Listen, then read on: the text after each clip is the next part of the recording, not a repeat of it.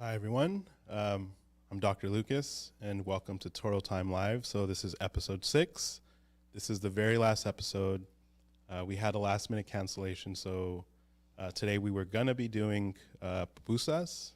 That didn't work out. Unfortunately, our chef had an emergency that came up with her family, so our thoughts go out to them. But we are just going to have kind of a casual conversation, a kind of debrief on how this semester has gone. And I'm joined by my two students, Haley and Emily. What's up, brother? Anyways, hi, I'm Haley. I'm a student here at DH. Obviously. Oh. Okay. My name is Emily. Obviously. Obviously. Okay. So a little bit of nervous energy. That's okay. Just We're not welcome nervous. Are you nervous? here. Are you nervy? Don't lie. I am your professor. So Oh. Sorry, continue. So this is awkward because I'm on the receiving end of, the podcast dynamic, which we haven't done yet. I haven't been on one of these. All y'all have done a great job in hosting the podcast, having these conversations with each other, and then with Jose the last episode 2 weeks ago. So I'm just, it's going to be cool to kind of talk about how the semester has gone, how all of the chefs, whatever came up for each of you, if something stands out that you want to talk about. But Sorry. oh no, go ahead. I was going to say, we just talked about it before, but the whole, I feel like for next semester, if we can continue to our time live, going out to restaurants, I feel like would change the entire, feel of the show too. I feel like it's so different, going to where it's, actively happening than, having them come here. So I think that'd be pretty cool to do, for sure. Because the podcasts are fun, but our whole goal, from the start, was to do, cooking and stuff like that, so, yeah. Food. In general, I feel like, I don't know, I just imagine us, just at restaurants, just, doing different things, bigger things, too, not just, in the school. Yeah. But,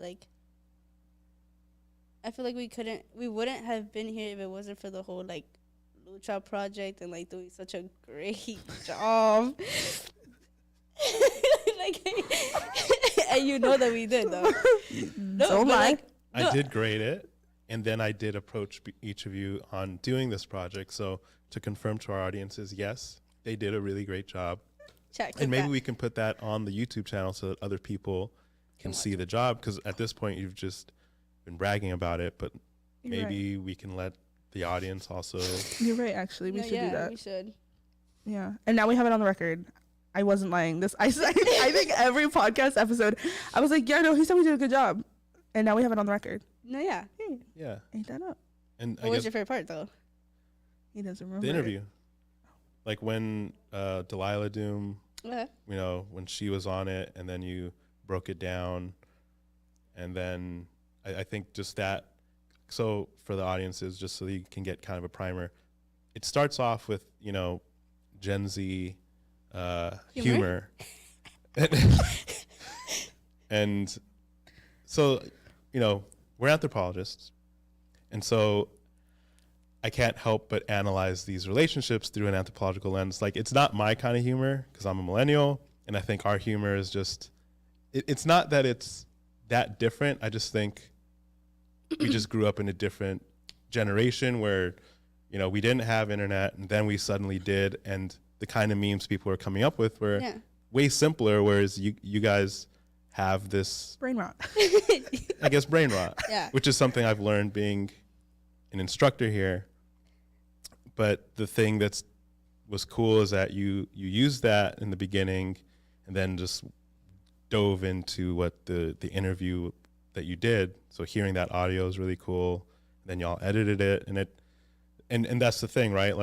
This was the span of a 16-week semester, but realistically the work that you did was the last 7 weeks or so. So y'all did a great job and you made it fun. And that's what y'all yeah, have done I here. remember telling Emily, like, I was stressing the whole time.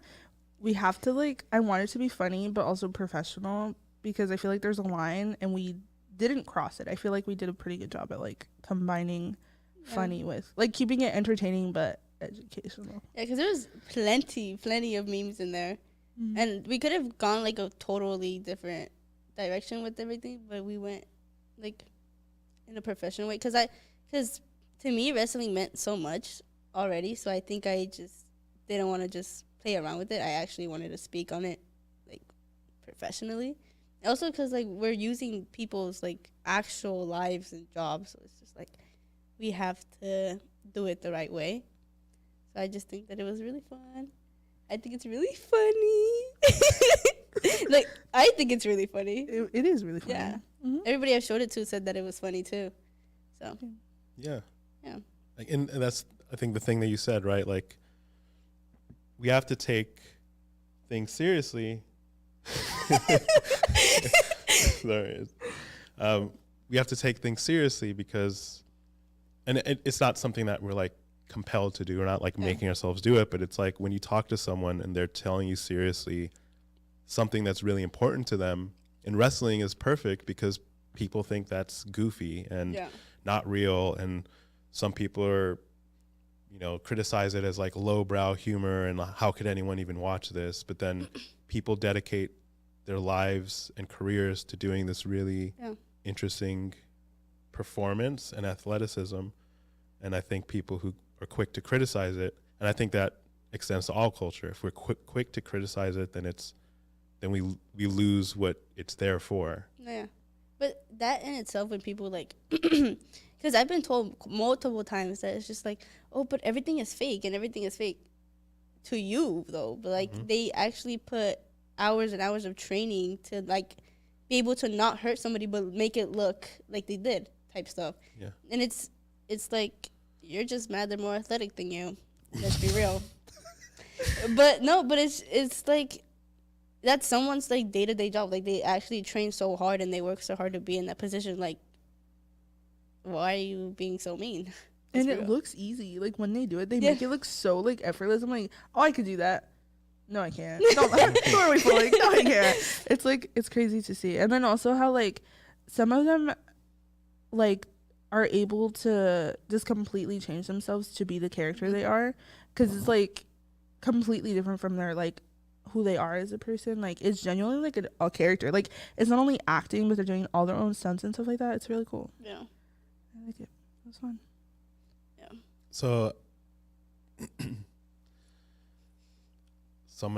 we're gonna eventually link this back to the food project, but have y'all watched the Netflix documentary on Vince McMahon?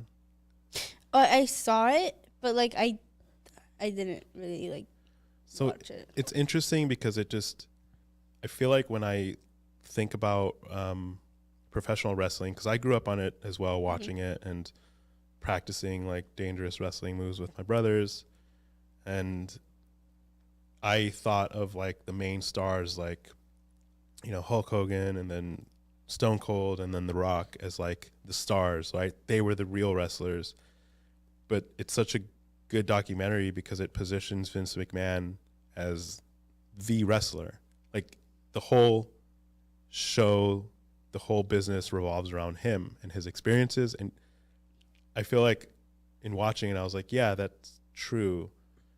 But he hides it, right? Because in the story, he's the boss and everyone's trying to take him down.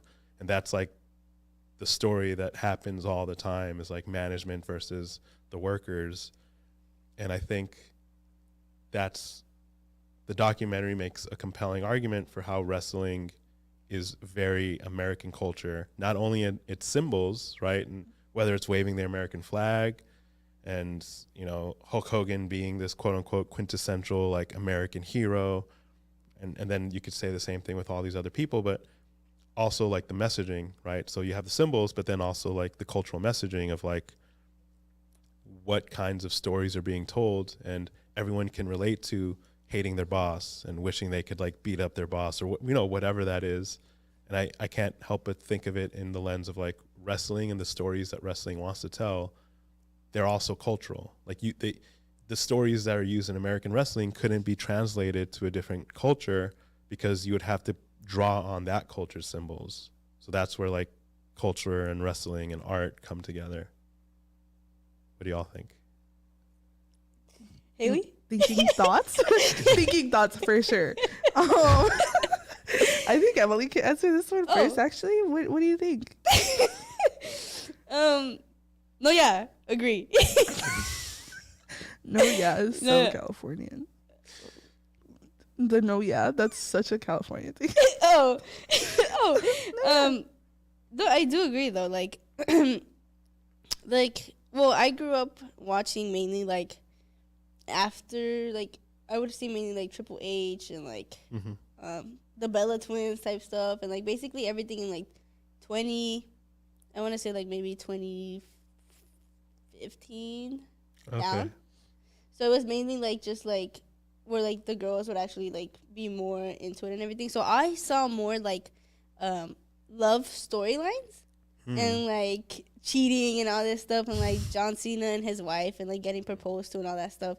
But like that I don't think that could be replicated in any other time frame. Yeah, like it was just like it was so perfect to do that during that time, because now I feel like it's not even that anymore. Like it changed completely. Yeah. Now we have like AEW and stuff like that, and like it's just not the same anymore. A lot of people left too to AEW, and they changed their name. They changed everything. Like I feel like everything just changed, guys. Like I don't even watch it anymore because it's so different too. Like there's no like AEW is a different thing. Yeah. And by different ownership and stuff. Actually, I don't even know, but I just know that it's just different. It's but not, WWE is still around. Yeah. Right. Okay. But Logan Paul's in it, so I don't watch it anymore. Yeah, I guess the but you make a good point, right? Like the storylines that were happening in the 90s were wild, right? There were people getting like there was like sexual assault narratives and like obviously a lot of homophobia and a lot of like transphobia, and like there was a lot of things that at the time, you know, could never and would never be on television today. And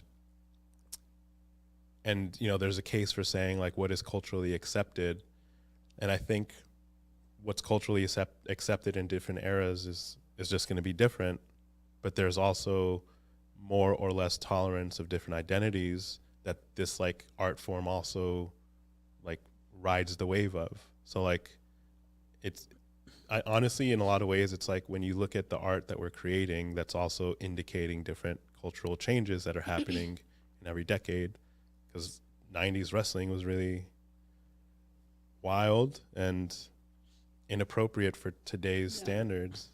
And I like didn't grow up watching wrestling or anything, but just from like the famous like wrestlers that I know, I felt like it was very, I don't know, they all fit like the same, I guess, like stereotype. Like it was kind of like masculine in a way, but like when we went to go see where Delilah Doom was, there was like her, so she was like, her persona was like Barbie almost, like 80s like jazzercise, like, and then there was also Barbie Boy, and I feel like we would not have seen those in like earlier wrestling for sure.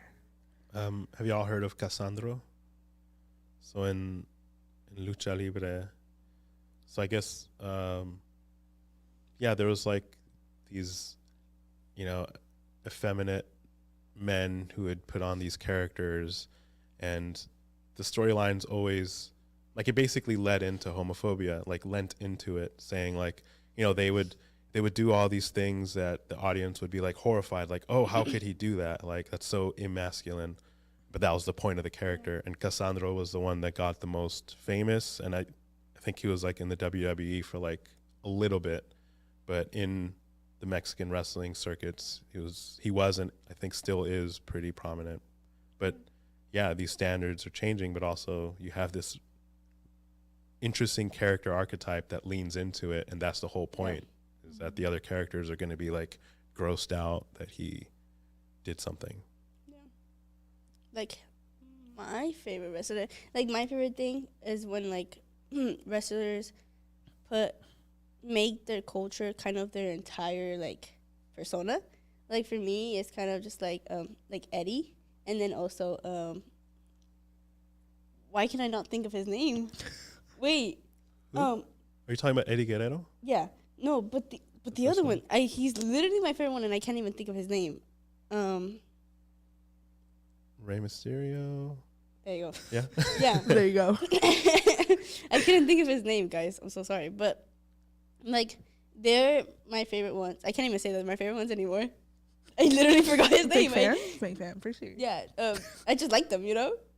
But they put a lot of their like Hispanic culture into it, like their Mexican culture into all of that. Yeah. Which I really enjoy because it like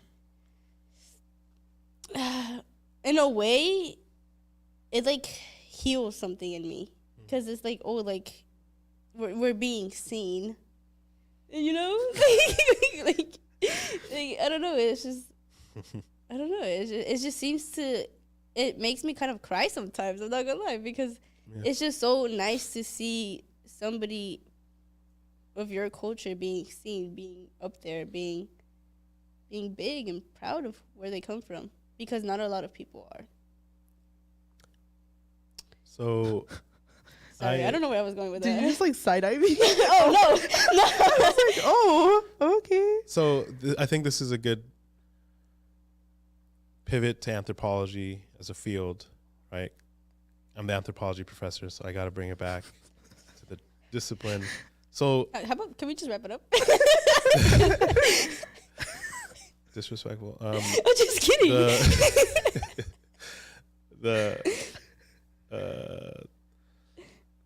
I think anthropology gets some flack, right? For, I think I've heard this from people, and I'm always like, interesting, because again, like it's easier to kind of like critique something if you're not fully willing to engage fully with where it's at, kind of like wrestling, right? And some of the critiques I've heard of it is that it's like, oh, it focuses so much on culture, and you know, when you do amplify cultural things, it can lead to stereotyping, and we know that that can cause harms in itself. But it's so interesting because in anthropology, like a lot of anthropologists don't really engage with culture as like a thing anymore, because it's like there are so many different components that make people what they are, and culture is just a shorthand for talking about experience.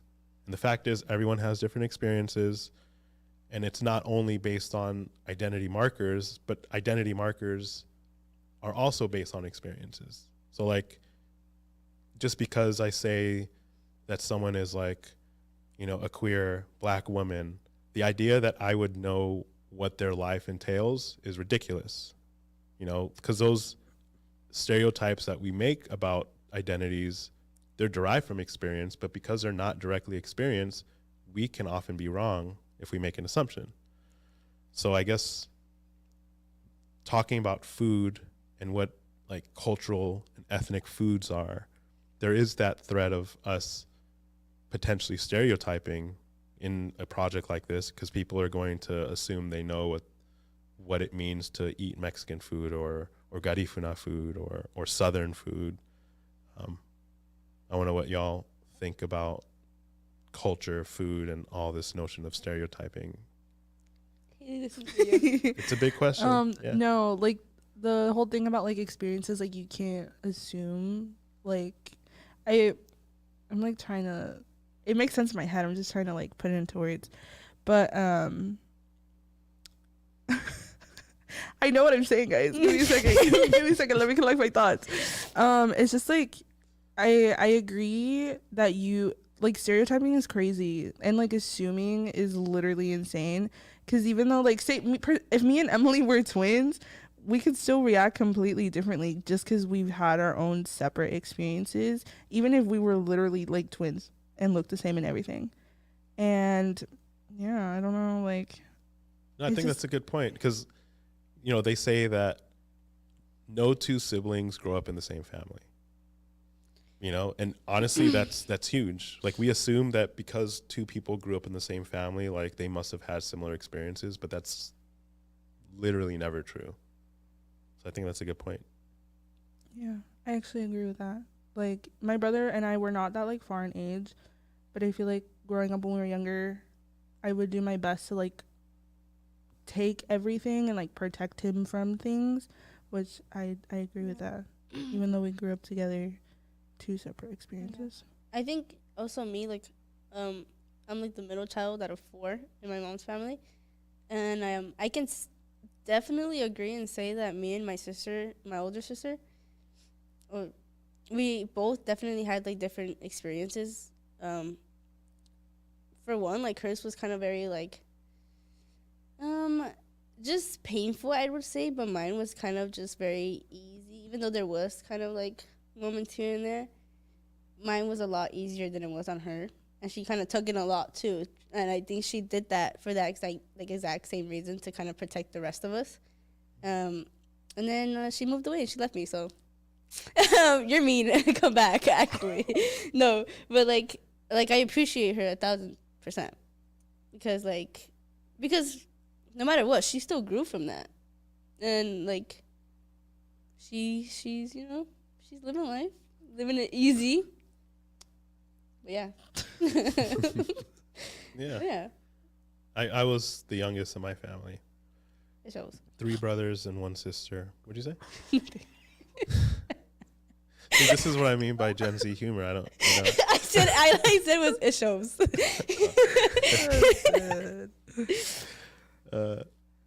And by the way, that's another. It's a joke, right? Like me saying like Gen Z, like it's funny, but again, like if we defer to these broad categories, they're not going to be that true. It's a shorthand for broader experience, which is sometimes and maybe often true. And I think just the fact that we grew up in different cultural environments with different relationships to technology, you know, that's a part of it, which I'm saying to preface with, you know, different generations develop different ways of coping with the world and with interacting with it. Yeah. You know, so. But I feel like since we're on the topic of like family and like culture and stuff, we haven't like really talked to you that much. Like I don't think I really like know you, and we can't say we're friends if I don't really know you. So we're gonna ask you a few questions actually, because Okay. I want to get to know you on a different spectrum of you being my professor. Yeah, If that's fine. that is fine. Yeah. Okay.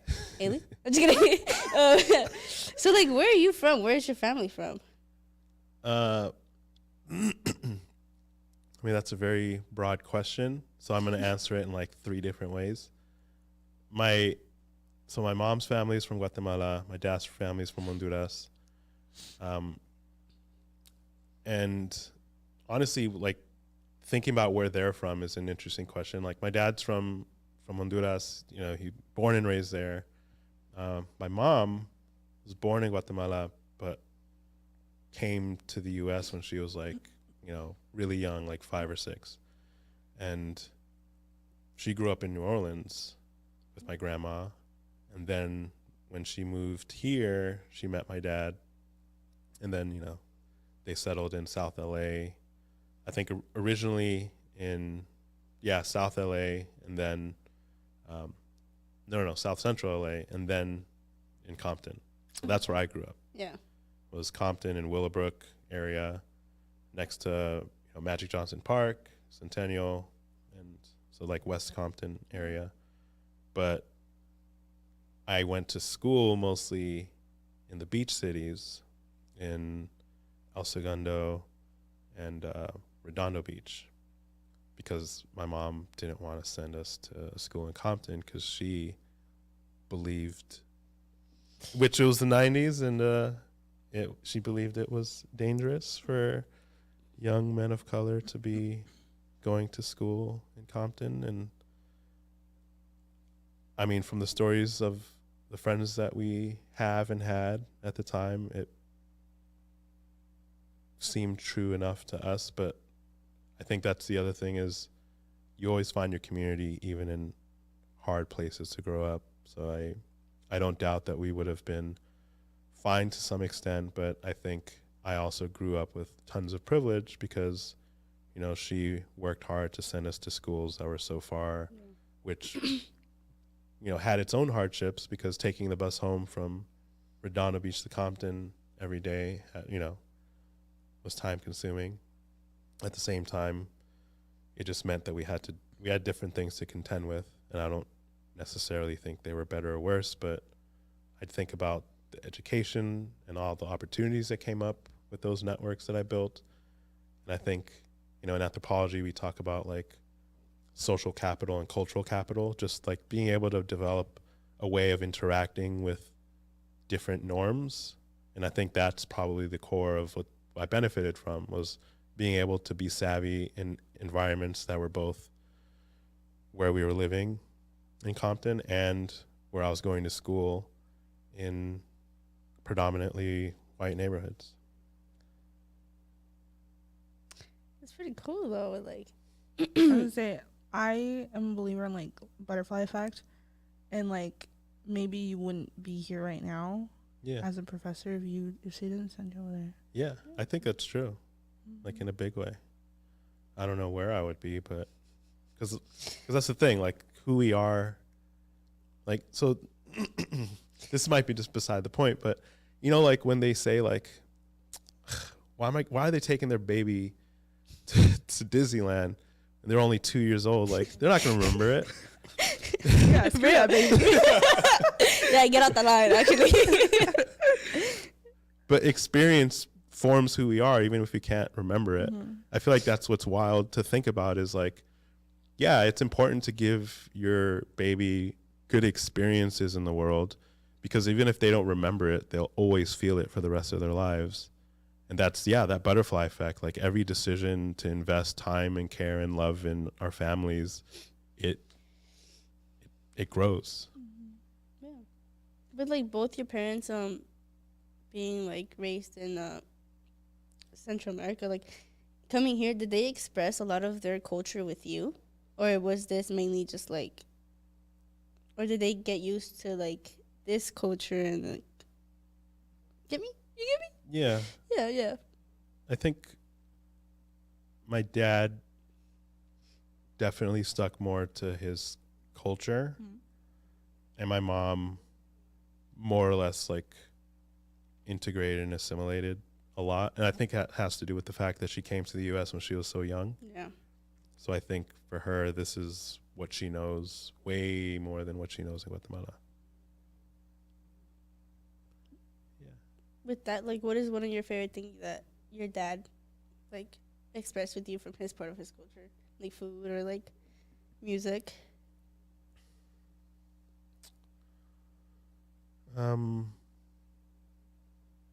You should have thought about our questions beforehand.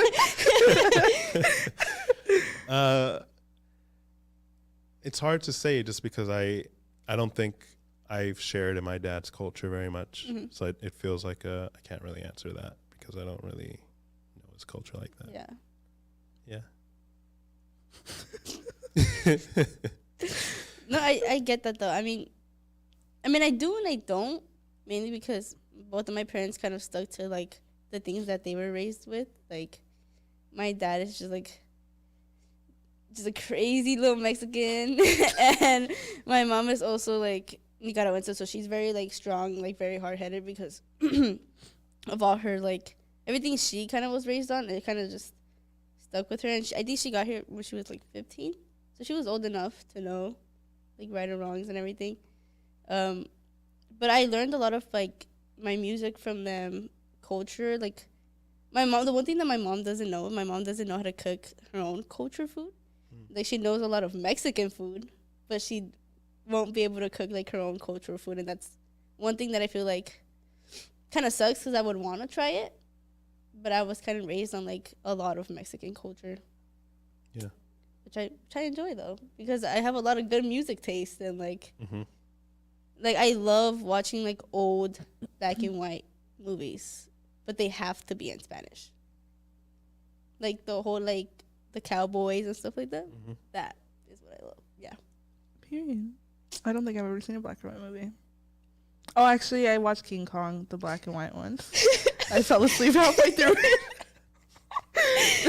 But going back to like the whole culture thing, I am really grateful because I'm second generation. My mom was born here, and so was I. My grandma came when she was little, and so did my grandpa. But even though I'm second generation, I feel like I'm really connected with our culture. Like, I'm so glad I speak Spanish. Like, thankful for that. And they like didn't shy away from it because I feel like it's typical to see like because they're stereotyped and they're like I don't know, just viewed as different, they try to suppress their culture in order to fit in. And I'm glad that I'm like connected with my culture because I love being Mexican. The food is good. The music is good. Everything is just Everything's good. Everything's amazing. Yeah. And like I feel like I would want to ask you this question, but then again, I don't know if you would be able to answer it. Like, what's one stereotype that people have like on you, like culture based, or if they even have one, like, or just on you, like on yourself? I don't know. Like it feels like a complicated question just because like I don't always know the stereotypes people are having about me, or can feel it or see it, or I haven't heard it. With that said, I feel like I've never fit in with any one group, and I think a part of that is, and this is kind of a maybe weirdly personal thing to talk about, but like, you know, my dad is, you know, Black Honduran, and my mom is a, you know, mostly indigenous Guatemalan. And I think growing up, different people saw me and my brothers in very different ways. Mm-hmm. Like, there was a lot of people, honestly, growing up in LA, it's being predominantly Mexican, and a lot of Mexicans in LA are very white identifying. They tended to see me as like black. Like they'd be like, "You're black in something, right?" And it's interesting because I was like, because you know, then my black friends would see me as, you know, some kind of flavor of Mexican, right? Which is some type of seasoning. I don't know which one though. And I think that's kind of what I got from living for 5 years in Florida for my PhD, was Afro-Latinidad was everywhere. Mm-hmm. Whereas here, it's like you go to certain parts of the city and people who are predominantly Spanish speaking, if they see a black man speaking Spanish, they're like, "Oh, wow, that's so interesting. I didn't know you guys existed." And it's like weird because like there's huge populations of Afro-Latinos in Mexico and all over Latin America. And then when I go to Florida, it's like I don't stand out anymore. And that was cool to experience.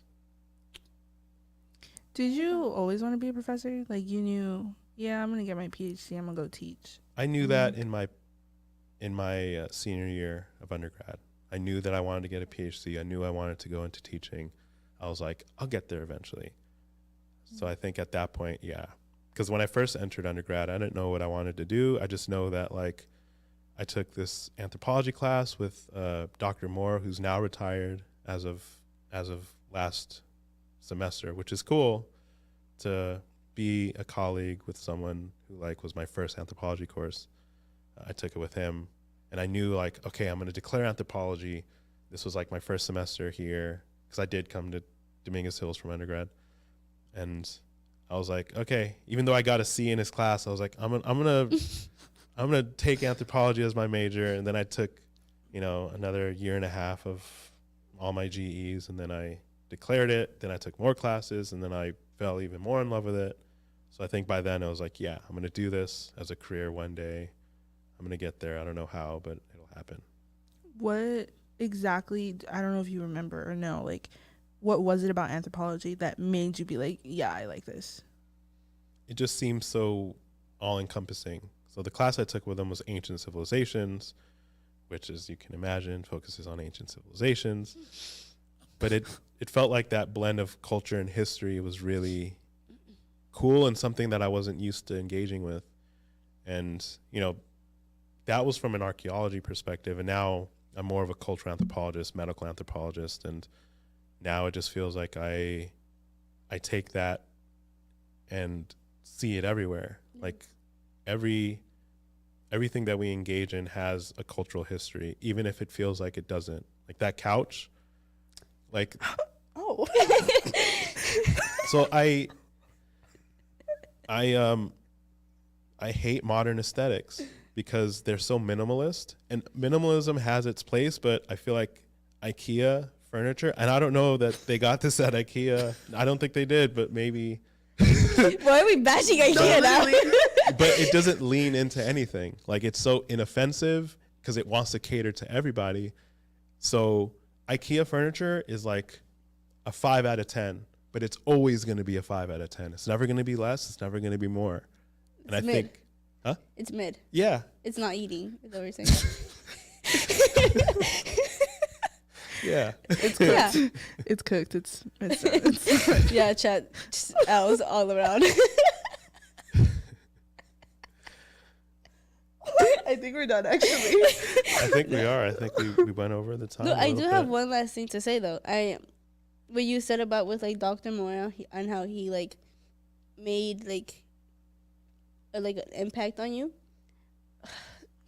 I'm gonna say something so sweet, and I hate myself for it, but I think that you kind of did that for me. I can't believe I'm telling you this. Like the whole visual like anthropology class, I wasn't even supposed to be taking it because it was a 300 class and it was my first year. Yeah, but I think that having such a like fun professor and somebody who was so into what they were doing, and then yet like I was also into photography before I went into that class, so I think the mixture of both, and like you're so like understanding and like funny, I guess, but like I just think that you made a huge impact, and that's what made me want to put my minor as an anthropology. But yeah, not a major though, but minor. No, honestly, I genuinely think you were meant to be like a teacher, like a Yeah. professor. You're so good at it, realistically. Oh, If I'm thank being you. for real. Don't hype him up. Stay humble, real quick. Well, thank y'all. And I do feel like having students who like are willing to go on the journey in a classroom is really important. And both of y'all were willing to do that with me. And I really appreciate that, both last semester and this semester. Yeah, You know. And again next semester. Yeah. And Yeah. again, next Manifesting. semester. manifesting. Period. Yep. Yeah, but no, like you, yeah, it was just like a great class in general, and like, I don't think I've ever met somebody that I could joke around with so much, and like in that way, and like you can do it back and stuff like that. It was just like, oh, okay, he's chill like that. Okay, He's a chill guy. he's just chill. No, yeah, but it was like really fun to be in that class. Like I was looking forward to it like all the time, and I was like wow, we're gonna go see Bestie, Dr. Will. No, yeah, like you're such a fun person to be around with, and also like a really good professor. Yeah, Thank y'all. I appreciate that a lot. stay humble though. So So just to wrap it up, because I know we are at time. Yeah, I think, you know, we didn't talk too much about like specific dishes and cuisines, but I think that like cultural thread just like wraps around everything that we talked about. Like it's easy just to say something like, oh, culture's in everything, and it's a true thing and doesn't really mean anything when I say it that way, but really like the history and experience that we have, the way that we decide to deal with it, it's like that's culture, and that's it's important to us and everything. Do y'all have any like last words that you want to give the audience before we wrap it up? Oh, I think Emily does. oh my god. I think that hopefully next semester we have like something bigger and better to offer. Like I think since it was kind of like our first time doing this, it wasn't our best, but we did try. Oh, I said that like a while ago, and y'all came for me. Remember that? No. Roll the clip. No, actually, Roll the clip. no. It was a trial and error for sure, I think. Oh, yeah. And I think next semester Would will be be better. better, yeah. Cool. Yeah, I agree. And we did have like some cancellations and some people who weren't able to actually do it at the end. And it makes sense, right? Like people have careers and they have to prioritize their family, but also asking chefs to come out on in our space to do it. I think the shift next semester will be going out to them and Yeah. just to make it less of a burden, because I think that, yeah, people, you know, canceled a few times, and honestly, it's on us to adapt to that. So, And I think we did pretty well, yeah, which, like, with the podcast and everything, like, this was always something we could fall on to. yeah, And, like, yeah, I just think that next semester would be a lot easier, too. Yeah. Because we know what we have to do. right. And we could do it better. That's right. Real. Yeah. Okay, queen. You're going to actually learn. I'm going to teach you some lingo after this, actually. Somewhat. Lingo. Oh, Some okay. Gen Z. Yeah. Lingo. Yeah. Please do. Yeah. Period. I need to. I can't say I'll say it, but I will know it. No, you will. You will. My mom says that, and then like a week later, she'll like be saying what Yeah. I say. So you will. You will. Yeah, I think that's it. All right. Well, thank you all so much for joining us throughout the journey of the semester. You know, we had 3 great chefs come out, and then 3 podcast episodes that the students facilitated, put on, and really did a great job spearheading. And I hope that gave you just a slice of the kind of stuff that happened behind the scenes and some of the things and conversations we're having behind the scenes as well. So thank you all so much. And please stay tuned on our YouTube channel for what season 2 is going to be like on Toro Time Live. Thank you all.